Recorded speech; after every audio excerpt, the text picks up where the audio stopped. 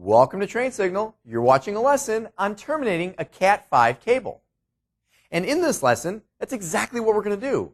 I'm going to show you exactly how to terminate that RJ45 jack onto a Cat5 twisted pair cable. But before we do that, let's go ahead and make sure we're clear on the wiring standards. Now, you remember a little while ago when we were talking about twisted pair cabling, and we looked at a few of these cables, but we saw pictures of where the actual wires were sticking out, and we talked about the different colors of these wires, and I said there was a reason for this. Well, we're going to talk about that reason right now. The reason is because there are some wiring standards which were created by a group called the EIA-TIA. I'm not even going to tell you what those letters stand for. What I'm going to tell you is the EIA-TIA is a group of a bunch of geeks who get together and they put together standards so that this stuff works. Well, they put together a couple of standards for wiring twisted pair cable so that these colored wires get terminated into an RJ45 connector in the correct order so that they can transmit data on our computer networks the way we expect them to. Now, there are two standards, or really kind of two variations of a standard that the EIA-TIA came up with, and it's the 568A versus the 568B. Now, I will tell you, whichever one of these standards you use, it's okay as long as you use the same on the other end. Now, some people will argue that, and if they did argue it, they're actually more correct than what I just told you. Technically, you should never use 568B on both ends. You should always start with 568A on one end, and then if you were creating what's just called a standard patch cable or a straight-through patch cable, you would also have 568A on the other end. If, however, the cable you were trying to create was something called a crossover cable, and this is the type of cable that would be used if you were connecting one computer directly to another computer. Okay, and I'll actually explain why that is in just a minute. But if you were using a crossover cable, then you would, again, start with 568A on one side, but you would then do 568B on the other side to truly create that crossover cable. Now, here's how this all works. The network cards that these cables plug into on the computer are designed to have data transmit on certain wires. Okay, so we'll say, just for the sake of argument, we're not getting literal with you here. Let's say we were transmitting on pin 3, okay, on that RJ45 connector. On pin 3, that's where I'm transmitting data, and we'll say that I'm supposed to receive data on pin 4. Well, if I plug a straight-through cable so that the orange and white wire, which is on pin 3, right, using 568A, if I were to also have that orange and white wire going to pin 3 on the other computer, well, guess what? That computer also is trying to transmit. So now you have both computers transmitting on that same orange and white wire, and nobody ever would receive anything. The reason for the crossover cable is because you want that orange and white wire to cross over, and when it gets to the other computer, I used a bad example when I said pin 4. We'll use pin 1 actually. We'll say that pin 1 is designed as the receive pin, the one where the data is supposed to come in. And so that's why we would cross over so that pin 3 on the one computer is going to talk directly to pin 1 on the other computer. And you'll notice, by the way, when transmissions go the other way around, with 568B, you'll notice green and white is on pin 3, and that's going to match up then to pin 1 with 568A, so that pins 3 and 1, we can kind of cross over that way. What I will tell you is that the reality is you could really put these wires any way you want, with any colors in any direction, as long as they all match up. But these standards were created so that you never have to question it from one cable maker to another. Now, you might be thinking to yourself, well, wait a minute. You explained why you do the crossover cable, right? You transmit on one wire and you receive on the other. The reason we use a standard patch cable or a standard twisted pair cable, both terms are perfectly acceptable, when you connect a computer to another networking device, that networking device has been designed to actually have the pins inverted in the device itself. So whereas the computer is transmitting on pin 3, a hub or a switch or a router, and these are all devices we'll talk about in another lesson, but those devices are designed to then receive on pin number 3. The bottom line is that you need to know what these standards are, and you need to know if you're going to be terminating twisted pair cable, you need to know the right order to put these wires in. Now, I want to show you how to terminate one of these cables right now. All right, so as you can see here, I have a number of supplies so that we can go ahead and learn how to terminate a twisted pair cable. And the first item that I have here is a cable. And I will tell you that this is, obviously just a small little piece of a cable that I've cut out for the purposes of demonstrating. Typically, the first thing you'd want to do is make sure that you had a cable that was not just as long as you need. Okay, so in other words, if you know you need a 6-foot patch cable, you want to make sure that this is not only 6 feet, but you'd probably want to make sure that it was 7 or 8 feet. So you have a little extra in case you make a mistake. And then you'll also see that we're going to be cutting some of this cable away as part of the process. The next item I have here is what is most commonly known as a crimping tool. Although this particular crimping tool, I like to use it because it's a multi-purpose tool. This tool, besides crimping, okay, which that's right here where you see that RJ45 looking hole, that's where we're going to do the crimping, and we'll see that in a little bit. But we also have a stripper here, so this can be used to help strip away the cable. And then we also have a cutter where we can just cut the cable. And I actually don't use either of those when it comes to what we're going to do here with this twisted pair cable. But this last hole right here, okay, this little hole right here, this is the Cat 5 stripper. Okay, and so I'll actually show you what that's for right now. Let me go ahead and open this up.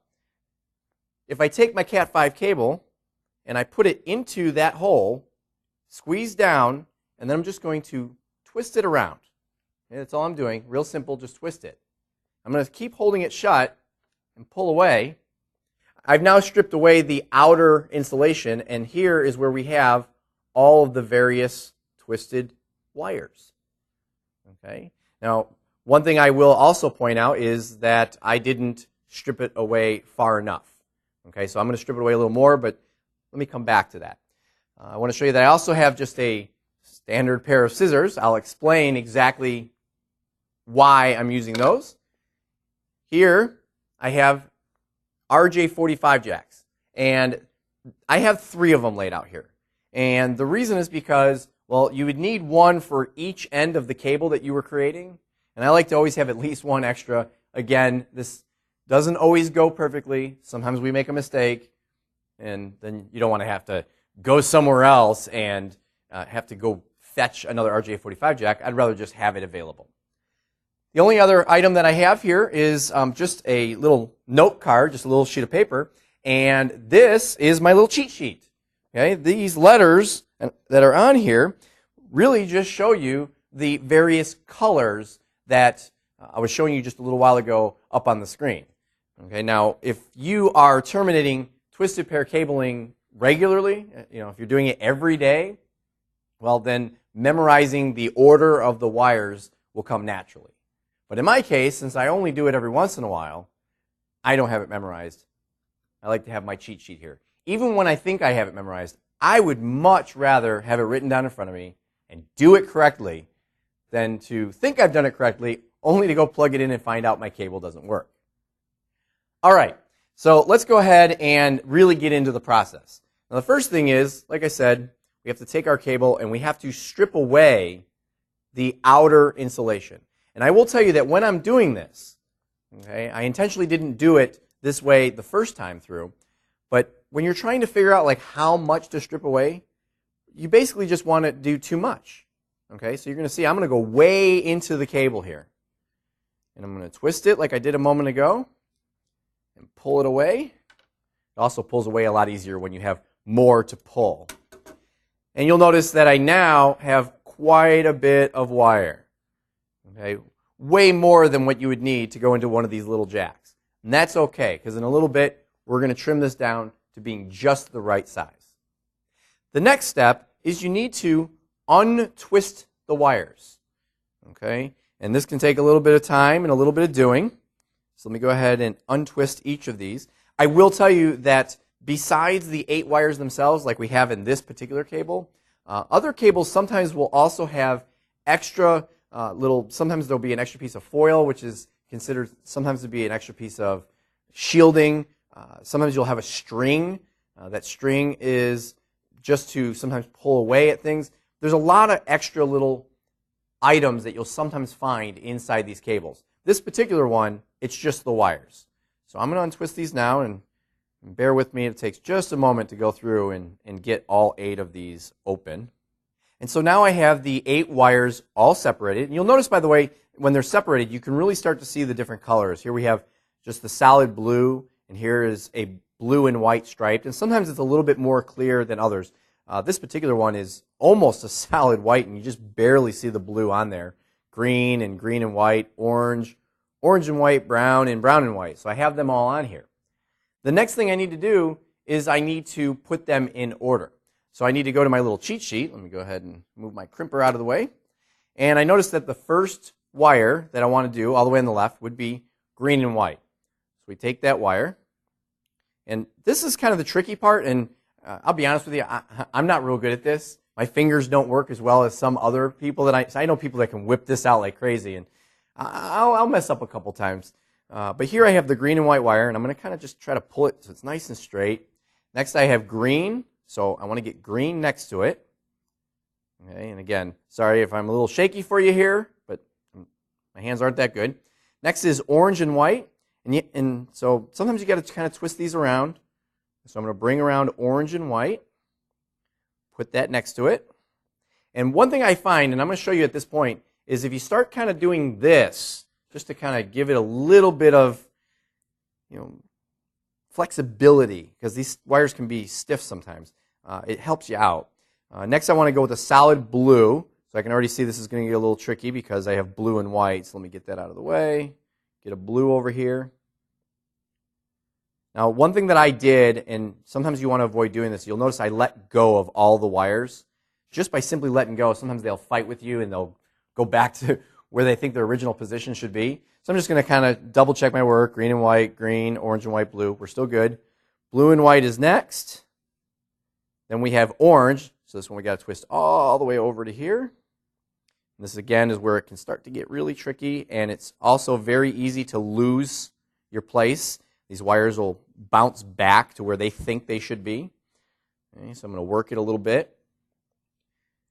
Next we have brown and white, and then brown. So brown and white, and then brown. All right, so let's get these all in order. Work them in a little bit. You don't want to work them in too much. You don't want to completely take away from the integrity of the wire itself. You don't want to accidentally have the wire snap inside. And now I need to pretty much kind of hold these with my thumb, smooth them out as much as I can. And now this is where we are going to go ahead and trim away the extra. I noticed that my blue and white here keep wanting to twist around each other. So let me go ahead and straighten this out a little bit. Now this is where, now I could go back to my crimping tool. It does have a cutter on it, where it's just a razor blade that I'm going to cut in. But I don't like using that because it's kind of bulky, and I've got this tiny little area to get in, and you want to be as straight across as you can be with your cut. So I've noticed that just plain old scissors, these are very small wires, and any pair of scissors, even a cheap pair, should be able to do the job. So what I'm going to do is I'm going to go ahead and do my best to make a perfectly straight cut, and I'm going to try to do this over the table, okay, because these little wires, they kind of go everywhere. They get in the carpet.